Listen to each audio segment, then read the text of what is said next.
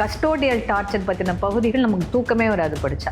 ஒருத்தவங்களை துன்புறுத்துறதுங்கிறது வந்து இப்படி ஒரு நுணுக்கமாக ஒரு ஒரு ஒரு அரசு நிறுவனம் செய்யுதுங்கிறத நம்ம எப்படி பார்க்குறது, எப்படி புரிஞ்சுக்கிறது.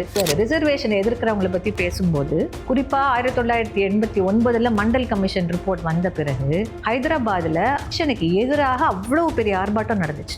மேட்டுக்குடி ஜனங்கள் அப்படி தெருவுக்கு வந்துட்டு அதை எழுதும்போது நக்கலாக எழுதுவார். போலீஸ்காரங்க எவ்வளோ பத்திரமா இந்த குழந்தைங்களை வந்து பாதுகாத்தாங்க, வந்து மாணவர்களை எவ்வளோ பத்திரமா அவங்களுக்கு சோறு கொடுத்தாங்க, தண்ணி கொடுத்தாங்க. நம்ம ஏதாவது ஒரு மீட்டிங் மட்டும் போட்டுக்கிட்டோம், சுட்டு தள்ளியிருப்பானுங்க நம்ம அத்தனை பேரையும் சொல்லிட்டு. குறிப்பாக எப்படி அரசாங்கம் வந்து இந்த போராட்டத்தை மறைமுகமாக வழி நடத்தியது என்டிஆருடைய அரசாங்கம் வந்து. நம்ம வந்து நிறைய நேரங்களில் சொல்கிறோம் ரிசர்வேஷன் கொடுத்தா மெரிட் போயிடும். ஆனால் இந்த மெரிட்டுங்கிற பெயரில் ஒரு பெரிய ஒரு அட்டூழிய லிஸ்ட் போடுவார். இந்த மெரிட் தானே இதையெல்லாம் சாதிச்சிருக்குது, இந்த மெரிட்டை உள்ளவங்க தானே நிர்வாகத்துறையில் இருந்திருக்கிறாங்க, நிர்வாகத்துறையில் இருக்கிற லஞ்சம் எப்படி இருக்குது, காவல்துறையில் இருக்கிற கொடுமை எப்படி இருக்குது, இந்த மெரிட் என்ன சாதிச்சிருக்குது இந்தியாவில், அது ஒரு பேலன்ஸ் ஷீட் போடுவார். இன்னொரு பேலன்ஸ் ஷீட் ரொம்ப முக்கியமா, இந்த ரிசர்வேஷன்ங்கிறத நீங்க இப்படி புரிஞ்சுக்கோங்க. காலங்காலமா யாருக்கு சொத்து ரிசர்வ் செய்யப்பட்டிருக்கு, காலங்காலமா யாருக்கு கல்வி ரிசர்வ் செய்யப்பட்டிருக்கு, காலங்காலமா யாருக்கு உழைப்பு மட்டுமே ரிசர்வ் செய்யப்பட்டிருக்கு. நீ ரிசர்வேஷன் சொன்னீங்கன்னா உனக்கு தானே எல்லாம் ரிசர்வ்டா இருக்குது இந்த நாட்டில், சொத்தும் கல்வியும் மதிப்பும் எல்லாம் உனக்கு தானே இருக்குது. அப்புறம் என்னத்துக்காக நீ ரிசர்வேஷனை எதிர்க்கிற?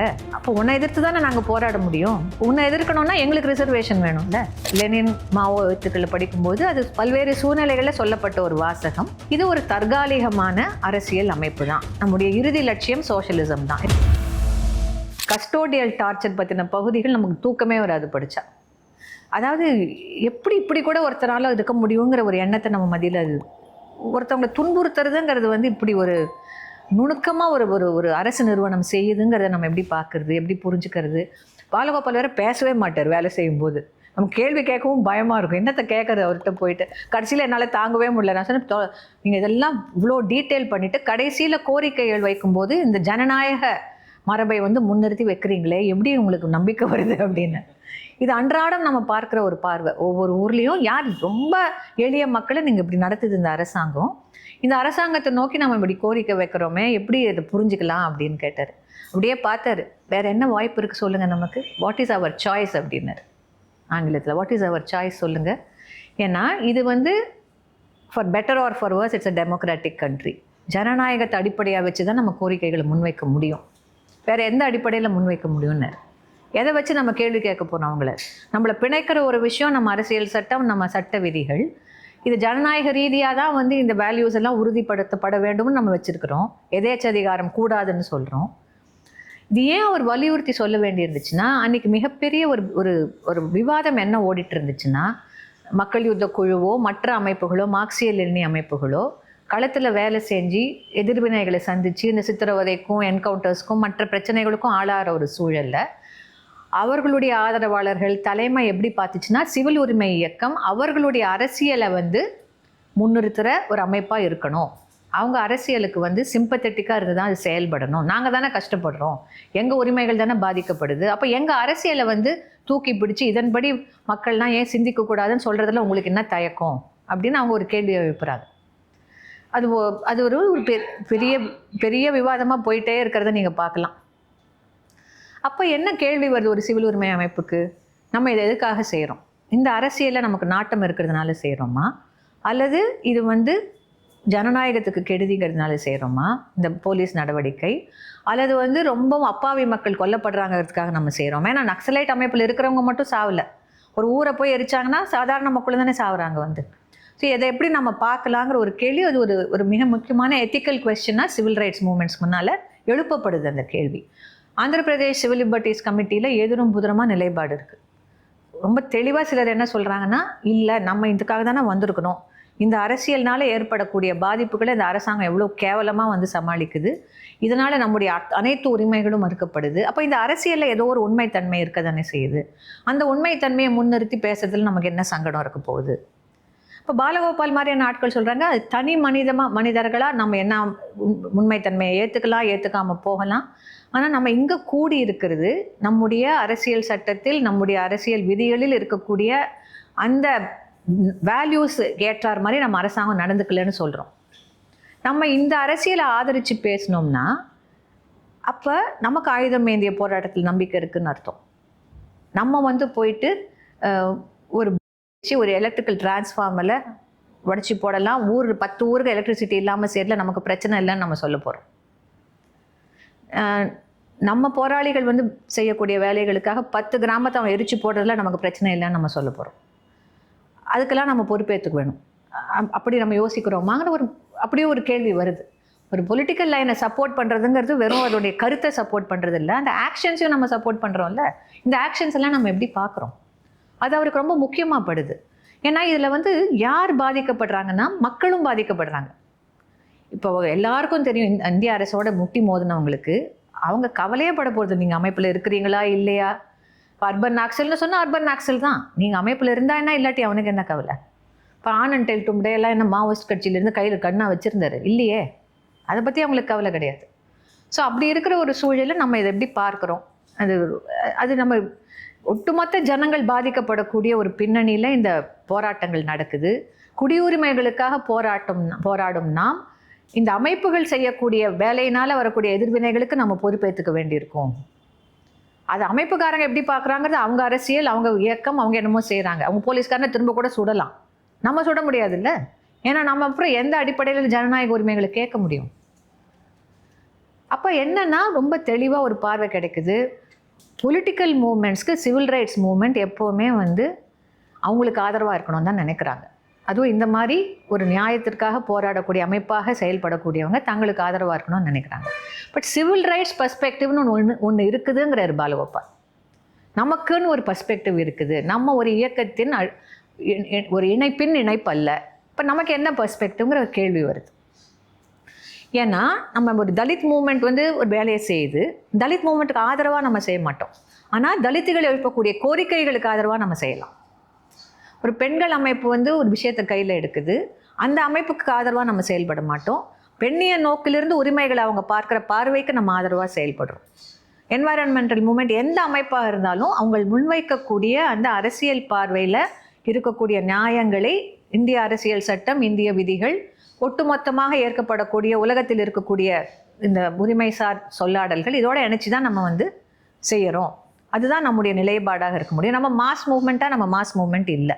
இன்டலெக்சுவல்ஸ் மட்டும் இருக்கோமா அப்படின்னு சொல்கிறதுக்கு இல்லை, அவங்களும் இருக்கிறாங்க, சாதாரண ஜனங்களும் வந்து சேர்றாங்க நம்ம சிவில் ரைட்ஸ் அமைப்புகளில். ஆனால் நம்ம மூவ்மெண்ட் கிடையாது. நம்ம வந்து ஒரு அழுத்த குழுவாக இந்த சமுதாயத்தில் மூவ்மெண்ட்ஸுக்கு சப்போர்ட்டாக இருக்கக்கூடிய சில வேலைகளை நம்முடைய வேலை மூலமாக செய்கிறோம். நம்ம அவங்கள சப்போர்ட் பண்ணுறோங்கிறது கிடையாது, நம்ம செய்யக்கூடிய வேலைகள் அவங்களுக்கு சப்போர்ட்டிவாக இருக்கும்.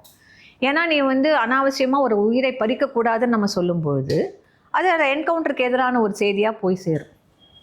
அல்லது சித்திரவதை கூடாதுன்னு நம்ம சொல்லும்போது எப்படி ஒரு குற்றவியல் நடைமுறை இருக்கணுங்கிறத நம்ம வந்து சொல்லி காட்டுறோம். ஸோ அப்படி தான் நம்ம பார்க்குறோம். ஒரு டெமோக்ரஸியில் அதுதான் சாத்தியம் அப்படிங்கிறது. அப்போ இந்த டெமோக்ரஸிங்கிறது ஏன் வந்து நம்ம அதை சீரியஸாக எடுத்துக்கிறது இல்லை?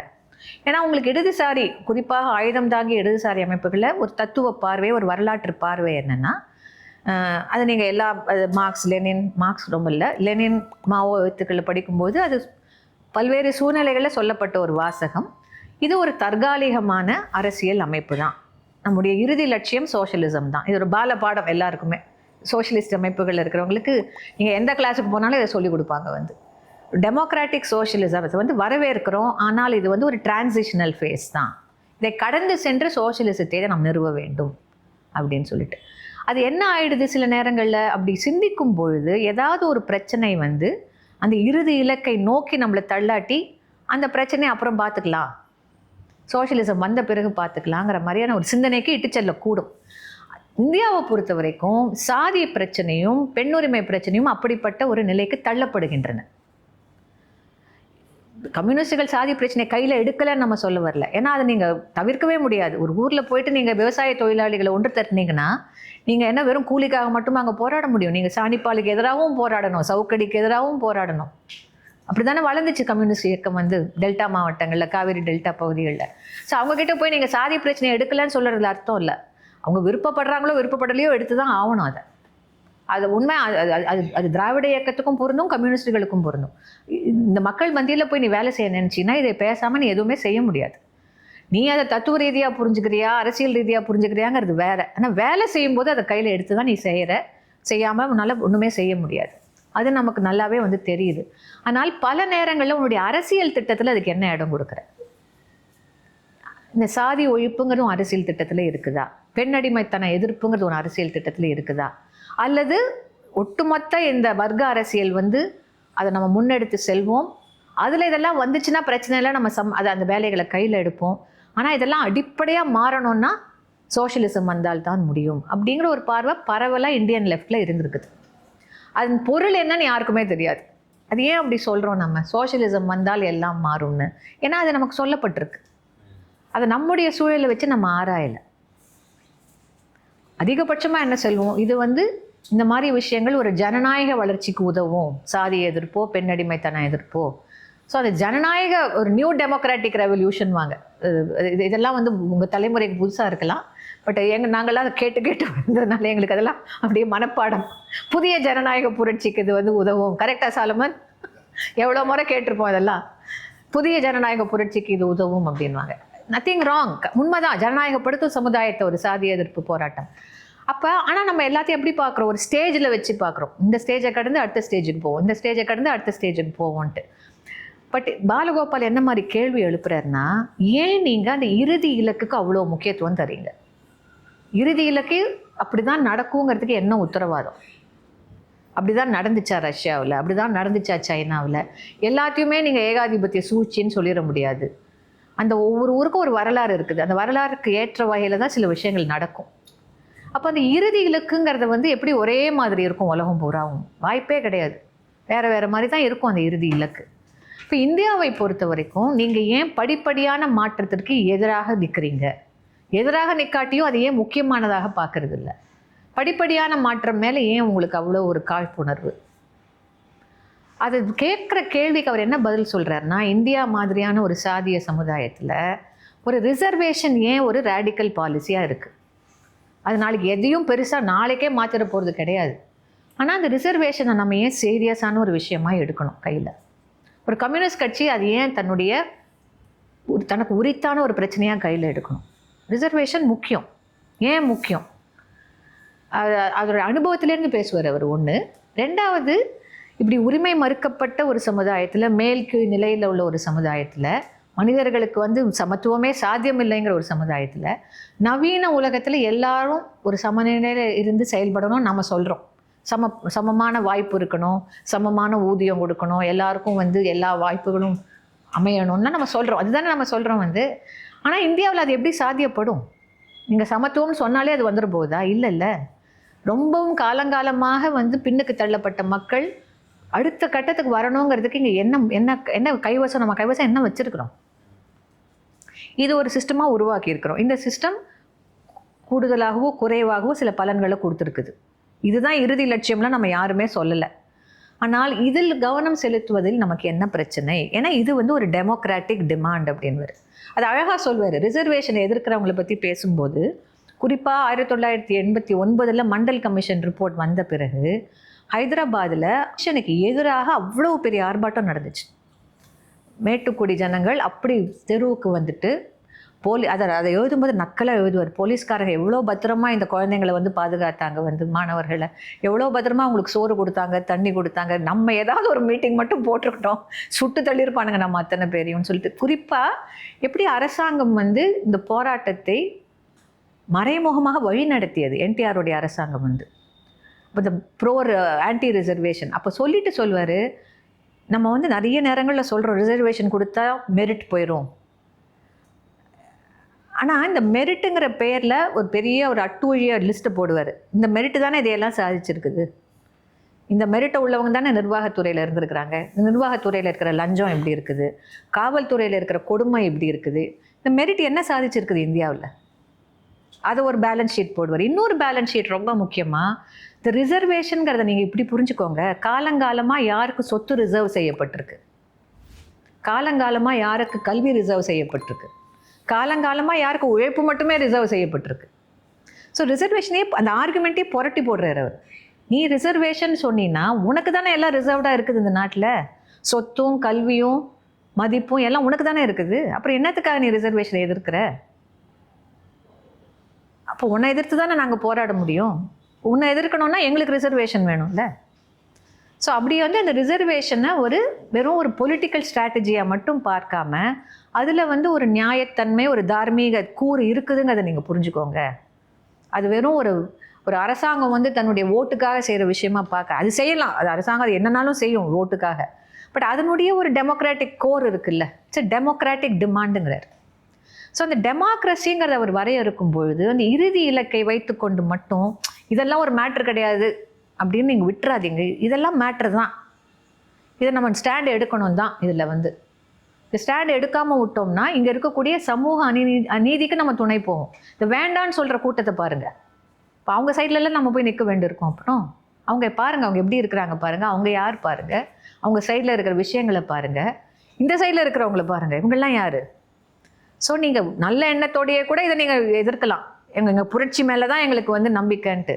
பட் இது கண்ணு முன்னால் விரிகிற விஷயத்தை நம்ம எப்படி பார்க்க போகிறோம்? ஸோ அந்த டெமோக்ரஸிங்கிற வார்த்தைக்குள்ள முக்கியத்துவத்தை இந்த ரிசர்வேஷன் சப்போர்ட் மூலமாக சொல்கிறாரு, பெண்ணடிமைத்தனத்தை எதிர்ப்பதன் மூலமாக சொல்கிறாரு.